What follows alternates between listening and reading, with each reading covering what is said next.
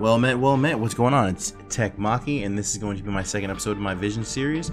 Tonight we are talking about Ramza, and I'm going to give you a little bit of backstory on Ramza, and then we're going to move right into the meat and potatoes, which is FFBE's stats and abilities and whatnot. So, Ramza on the right side of the screen, we have him in his Dissidia outfit, which is also his starting outfit in Final Fantasy Tactics. So, in Final Fantasy Tactics, he was a member of the House Beowulf, which he later denounced and got his mother's maiden name. But he lived in Ivalice, and he always dreamed to be like his dad. And his dad adopted Delita and his sister after their family, their parents got killed during I think the 50-year war or something. So they end up moving into the magic city of Garland later on in their youth, and they were trying to be trained up to become knights. So they're squires there. They eventually joined a company, and they went hunting on a mission with their company to find the Corpse Brigade, which essentially they were like terrorists. They were like ISIS of FFTE. It's crazy, but they're not so extreme. They had these extreme ideals, and they wanted to change them from the social ruling classes, between nobles and commoners. And so they went to go kill them because they were, like I said, terrorists.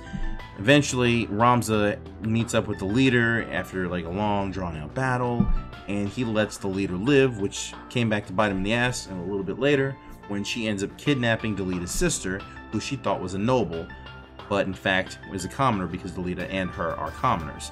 And that is where things got kind of bad, because they went to go mount a rescue party, and one of the dudes who was with them, I think his name was Agrath or something like that, he didn't like commoners. He was completely against commoners, and he betrayed Delita and Ramza by killing Delita's sister after they managed to kill the terrorist leader.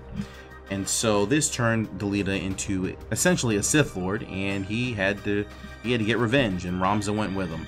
And this all led to them blowing up a fort, and Delita presumed dead, and Ramza discarding his name and leaving his house, and just leaving in general. So we're going to end the story right there, though, because later on we are getting another unit called Mercenary Ramza, which is his second form, essentially. It's not his final form, but it is his second form. And so what we're going to do is now we're talking about the rarity of the character. So he comes into Final Fantasy Brave Exvius as a 5-star. He is a very hard pull. Very hard pull. I don't have him yet. I really wish I got him. But he does go to 6-star, and his sprite changes a little bit. He gets sparkles. I'm not sure why they went with that whole sparkly thing.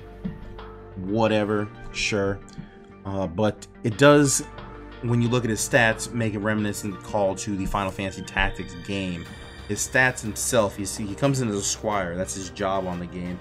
But his role is a support character. And his stats are insane when it comes to HP, MP, attack, and defense.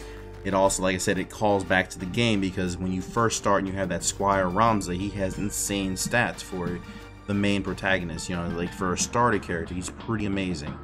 So his notable abilities, for me, I think the first one was Entrust. So that Entrust is a LB, or it's not an LB, it's a skill that uses your LB gauge and fills up someone else's LB gauge. You just take and you transfer that over.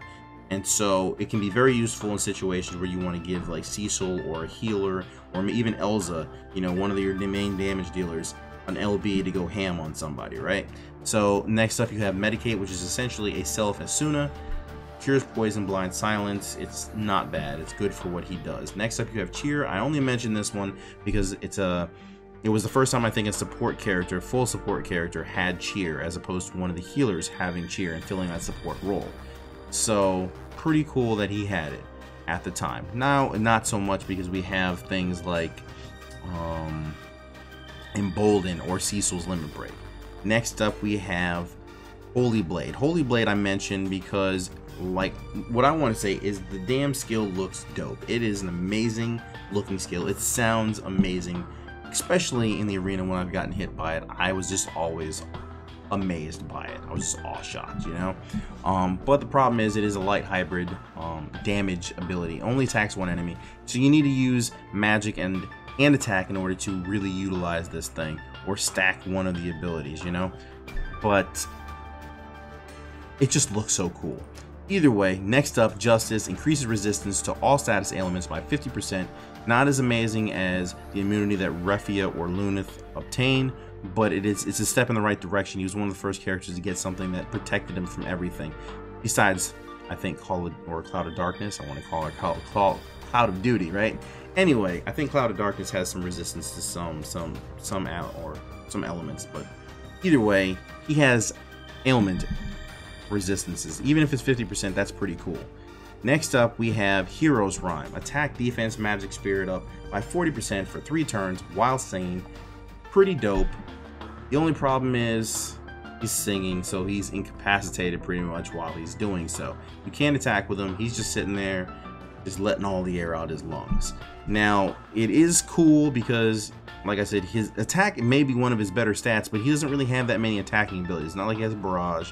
He doesn't have Blade Blitz. You'd have to slap those TMs on him, those skills on him in order for him to use them. So you could just, like, what I would do is I just use him as, you know, a singing guy. He's gonna be my bard. Next skill we have is Auto Refresh. So while he's singing, he can recover his MP back, so he can just keep on singing. That's kind of cool. Plus the rate of that hero rhyme will also get significantly buffed when we have the enhancements. It'll go from 40% to 100%. That's amazing, you know what I mean? So next up we have his final skill, and that's Ultima. Magic damage with Ignore Spirit to all enemies. The Ignore Spirit is 25%. It's an increased bonus to the damage it can do. The problem is he's not a mage, so he can't utilize this until he obtains specific sets of gear. Next up, we're going to talk about his TM, which is a 8-star cloth armor, and it's called the Brave Suit. It is an amazing piece of gear. It is best in slot for pretty much every physical damage dealer besides Gilgamesh, because that man does not wear cloth armor. Greg does not wear cloth, man. He needs that heavy armor, and that's all he wants. So the stats on this thing are pretty good too. Plus 51 defense, which is pretty damn high, especially for some cloth armor. And it has attack and attack and magic plus 15%. It is great. It is a great piece of gear. Next up, we have his exclusive materia. Now, the exclusive materia I'm only mentioning because it might happen that we get the Final Fantasy Tactics event back, and you would want to know if you want to buy this thing or not. There are probably other guides that say, you know, either what you should or you shouldn't, but my personal opinion, I wouldn't get it unless you're just a completionist. You need to have this piece of this materia. Second win, attack magic up by 50% for 3 turns for 1 ally. Kind of interesting because it does attack and magic. First skill, I think, that did attack and magic, but I wouldn't waste some time with it really, because there are other materias that you can slap into different slots in order to truly maximize Ramza's potential.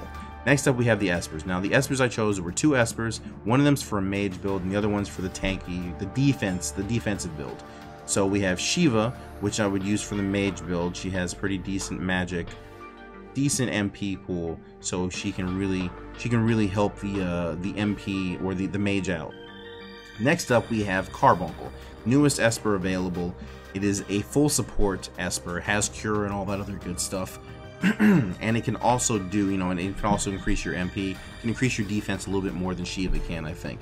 So that's why I chose him. So when the stats are up for each character, Shiva's for the mage builds and Carbuncle's for the defensive builds. So for my builds, I have a free-to-play build first, and that one I call the Healthy Minstrel.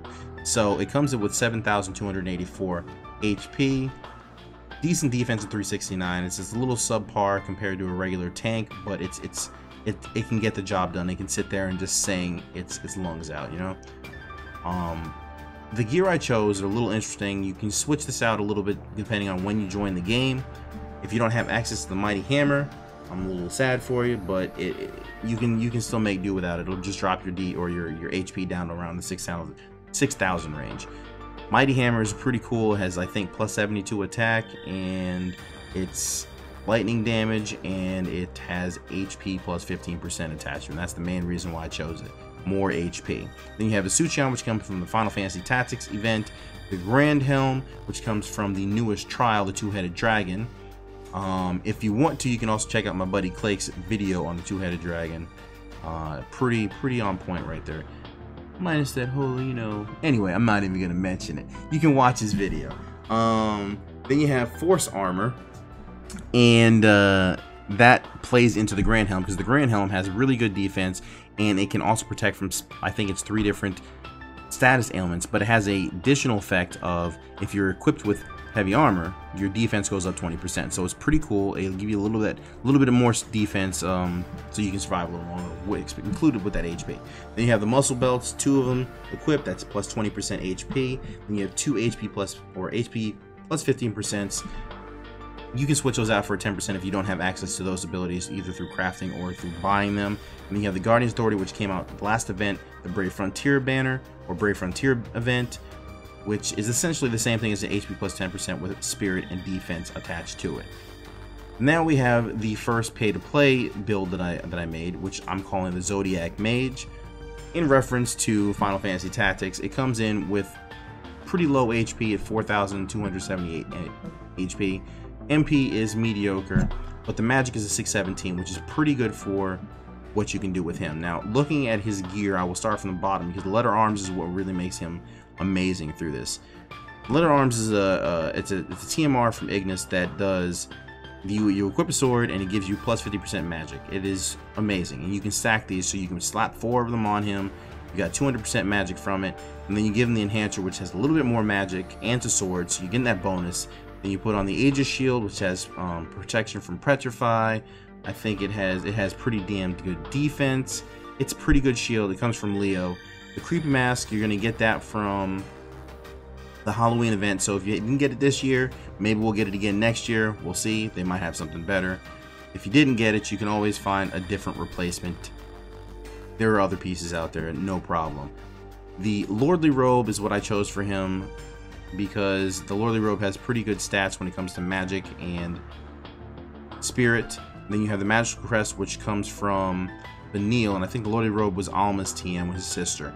The Magical Crest comes from Benil, which was on the last banner, has pretty good stats on it as well. Overall, this makes him a pretty decent mage if you want to cast some Ultima, or if you want to get down and throw the Holy Blades all over the place. Next up, we have our tanky support type thing. I'm calling it the Brave Bard. Now this is a pretty beefed up version of the free-to-play version. Now you have 8,700 HP, 415 defense, and you're rocking the Aegis Shield again, Mighty Hammer again, Grand Helm again, Force Armor again. And then we're switching them out for 2 bracers instead of the 2 muscle belts because that's another 10%. You're getting 30% HP out of both of those, plus 2 more HP plus 30%, and 2 seals of protection for the HP bonus and the defense and spirit bonus. So this can make him a pretty decent tank slash bard, because the whole setup on this one is so he can sit there and sing without dying. That's the whole setup for that. And then I have one more look so you can see what he looks like when he has full pots on for this specific build, and that brings his HP up to 9,803 with defense of 460, and then he has almost 300 MP. It's not as amazing as like Refia with her. With full pots, I think she can get around 400 something MP, which is amazing.